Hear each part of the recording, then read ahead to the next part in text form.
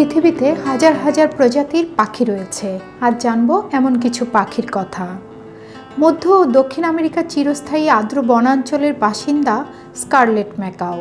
এরা ম্যাকাও প্রজাতির মধ্যে সবচেয়ে বৃহত্তম ও সুন্দর। লাল, নীল ও হলুদ রঙের সমাহারের কারণে এই পাখির সৌন্দর্য সকলকেই মুগ্ধ করে। দীর্ঘ সময় উড়তে পারার ক্ষমতাও আছে এই পাখির।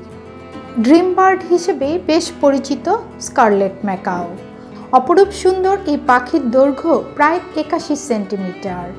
এসব পাখি বেঁচে থাকে প্রায় 40 থেকে 45 বছরের মতো। স্কারলেট ম্যাকাওর চমৎকার গুণ হচ্ছে এরা মানুষের কণ্ঠস্বর হুবহু নকল করতে পারে। এ কারণে একে বুদ্ধিমান পাখিও বলা হয়ে থাকে। সোনালী মথুরা বা গোল্ডেন পিজেন্ট প্রধানত পশ্চিম চীনের ঘন বনাঞ্চলে দেখা যায়। এক একটি সোনালী মথুরার দৈর্ঘ্য 90 থেকে 105 সেন্টিমিটার পর্যন্ত হয়। পুরুষ পাখির ওজন 1.5 কেজি আর স্ত্রী পাখির ওজন 1 কেজিরও বেশি হয়।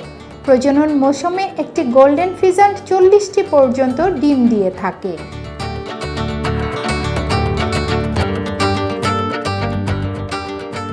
ফ্লেমিঙ্গো বার্ড অ্যান্টার্কটিকা ছাড়া প্রায় সব দেশেই বিচরণ করে।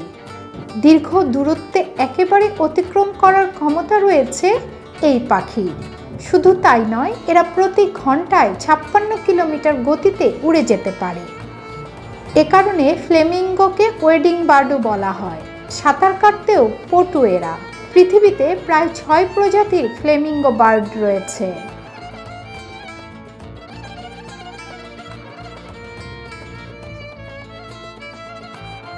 ময়ূরের সঙ্গী বেছে নেওয়ার কৌশলটা বেশ মজার। এ কারণেই ময়ূরকে বলা হয় বর্ষার রানী। বর্ষা মৌসুমে স্ত্রী ময়ূরের দৃষ্টি আকর্ষণের জন্য নয়নাভিরাম পেখম মেলে ধরে পুরুষ ময়ূর। আর আকর্ষণীয় নাচ যে পুরুষ ময়ূর দেখাতে পারে তাকেই সঙ্গী হিসাবে বেছে নেয় স্ত্রী ময়ূর।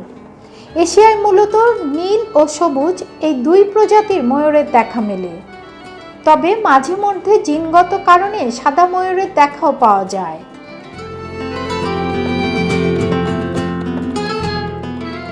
পূর্ব ও মধ্য উত্তর আমেরিকার বনাঞ্চলের বাসিন্দা ব্লু জে বার্ড। নীল, সাদা ও কালো রঙের সমাহারের কারণে এই পাখি দেখতে বেশ আকর্ষণীয়। অন্য পাখিদের ডাকও অনুকরণ করতে পারে এই পাখি, যা প্রায়ই অন্য পাখিদের বিব্রত করে দেয়।